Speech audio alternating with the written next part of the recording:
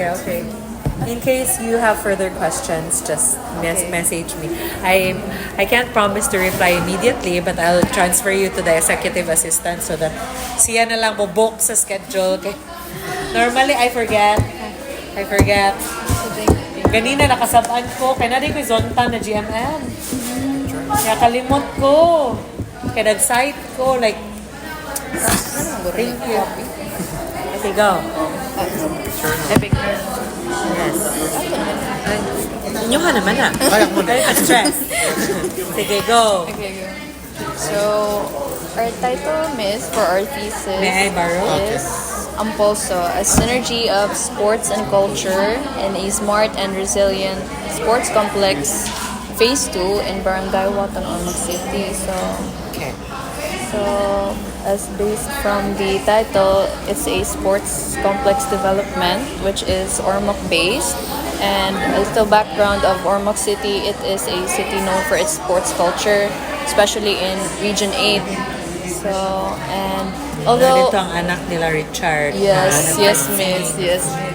So, given that there are already sports facilities in Ormoc City Okay. to support that development sa ilang sports culture, but there are problems.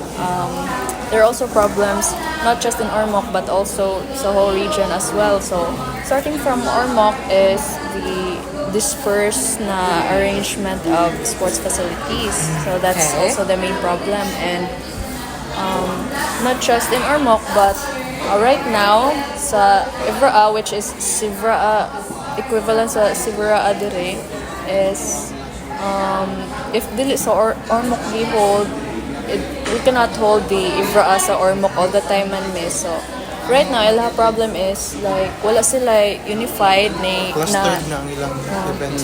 so there are concurrent events sa Maasin and sa Tacloban, which is very inconvenient sa athletes. And so mo to siya, we consider that problem sad, and so Ormoc po na problem to develop a design for this Unified. Question. Kinsa taga Ormoc? Okay, very good. You're this is the 6th. There's only 2 of you, the one before you and you, were actually from the place where the proposal is. So that's very important. For me, don't make a proposal if none of you are familiar with the area or the place. So that's good that you know that. Second, have you talked to the government regarding this one? Yes, actually, miss, this problem is, it's also stated in their CDP, and we... Okay, I'm happy because as a planner, I'm an environmental planner and part of the board for PIEP's Philippine Institute of Environmental Planners Cebu chapter. I'm part of the board of directors. I personally think proposals should be based on the planning or the CLUP of the city. Para, kaya atong end goal is, ideally, ilang i-implement na ito ang design, di ba? That's like, worth it sa inyong thesis time and efforts and brain cells. So, okay, sige. Dayon, what's your problem? What's the problem of the proposal? Well, actually, nag-listen mo sa smart na aspect. Because when we say smart, people would think na it's intimidating, and also like when we think of smart, automatically we're like more on technology or something. But we also want to implement that in the sports complex, since the government nasa lagi smart city initiatives, which is also nasa CDP. And so What is their qualifications for smart city? Actually, they don't have concrete applications sa smart. Nakabutang rin sa CDP. Ana, isag ko sa ubang tao, you be careful because I think isa to kasi revitalization and redevelopment are 2 different things. I feel like it's not a revitalization but a redevelopment.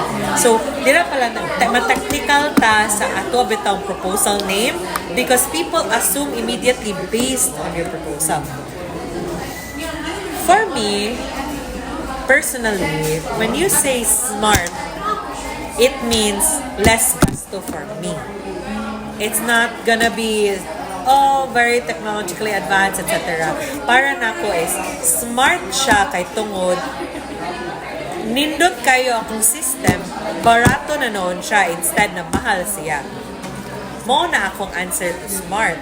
So, para nako, dili siya challenge. Ang atong challenge is to make them understand smart means ingenious application of what is already naturally there. Like, for example, smart niya mong facility because 50% or 80% of the water closet is rainwater. Check. Check na ta. It's already smart. Rainwater is free. If dili ka magpump og tubig, meaning less water consumption, meaning more water to distribute to other places other than your development, di ba? So that's one of the answer to your question, di ba? So think outside of the box and don't think smart is technology, which is, personally, that's also my answer. Di ba? Rainwater lang daan, check na ka. How many months mag-rain ang Philippines? 8 months. Over 12. That's check amount of water in your rainwater tank. In case wala, then you pump. That's why naa kay supply and rainwater.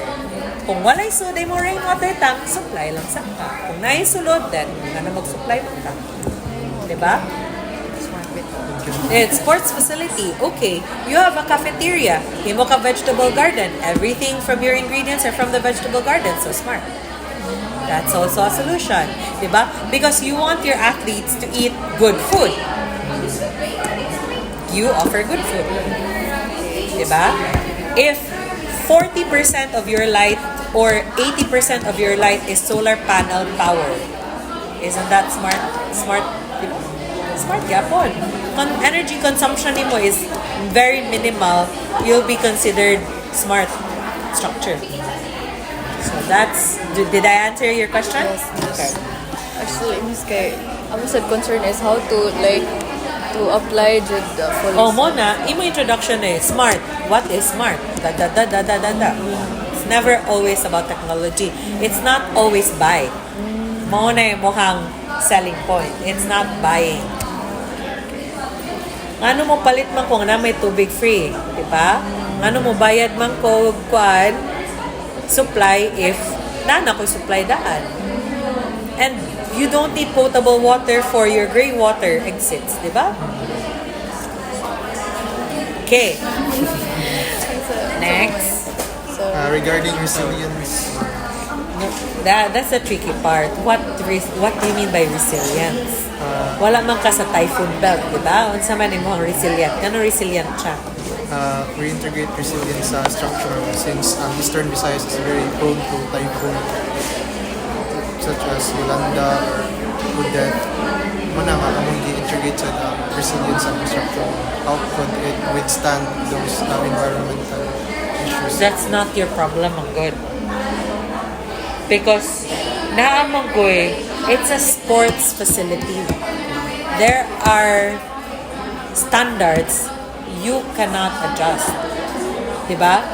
You cannot adjust a dimension of a basketball court which you want to cater inside, diba? Resilience. Okay. Nanamanta na. Kaya parang ako, resiliency is like bamboo. You bend with it, you don't go against it. Pero, di man good pwede po na mabasa sila sa sulod, diba? So, meaning, dili magamit mo sports complex kung bukuan. Diba? Kanang inana na things ba? So, when you say resilient, manggod, it means, kung mag-uwan, dapat sunod mo mo hangin. Di ka mag-go against it. Kung man na siyang logic. That's why, daghan kay mga buak. Di mo, wind pressure is not something you stop. You let in. That's why, ang pinaka-resilient na design is jealousy window. Although it's not 100% air in, it's not 0% air out. Diba? Air in, air out. Kana mo na ang pag-answer sa resiliency. So, how can we be resilient in a structure that has so many standards? Because you would want national events to be held there, di ba?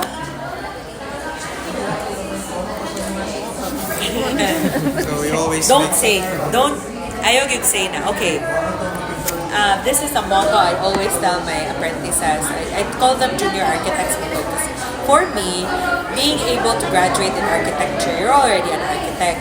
But your apprenticeship will dictate what kind of an architect you will be. Mona sa ako, that's why I call them junior architects. I tell them yun, don't question why you're here. Question mo kung hala, uban lagi kay ga-design sa ilang office, ako lagi kay galista sa payroll. Galista ko sa manpower sa aking site. No, no, no, no, no. If you check your logbook before you can apply for architecture board exam, it's divided into so many things. Design, project management, construction, supervision, clerical work, and that's all you need to embody as an architect. So, don't question your situation. You always ask, okay, this is my situation. What can I get out of it? What is it in it for me? So, nasuwat naman ang resilience. Na-approve na na. Oh. Kita na na ito answer yung resilience. So Resiliency is so many things. Diba?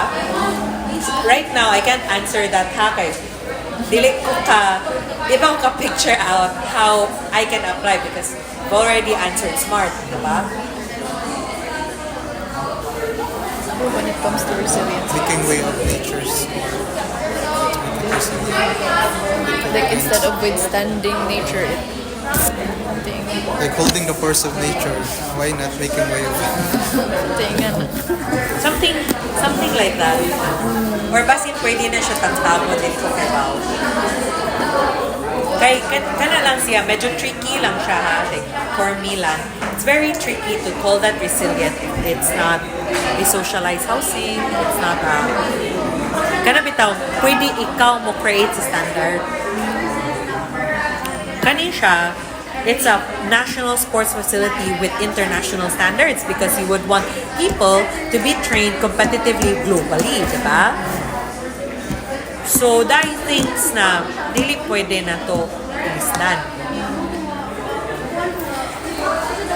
Very particular ang standards ano nila. So, think pa ko sa because they would probably ask you the same thing. Why is it resilient? There's no such thing as resilient design, Magod. Because it's always situational. What's resilient in the mountain can never be resilient in shoreline development, diba? So it's always case-to-case basis. Diba? Your resiliency may be your pain tolerance versus iyang resiliency is kanang emotional kanang capacity to understand. But you're both resilient in situations wherein stressful kayang situation. Di man good siya, more case-to-case basis siya. So, for me, I apologize, but dili pa ko kasi sa connection between the proposal and how we can integrate resiliency and interpret it in architecture. Diba? But don't give up. That's just a word. Yeah, a word you can manipulate the meaning to because mo ang iyong interpretation. Like smart, diba? Sure ko na assumption tanan tao sa smart, but that's what smart is for you. And to back up what I said, your energy consumption will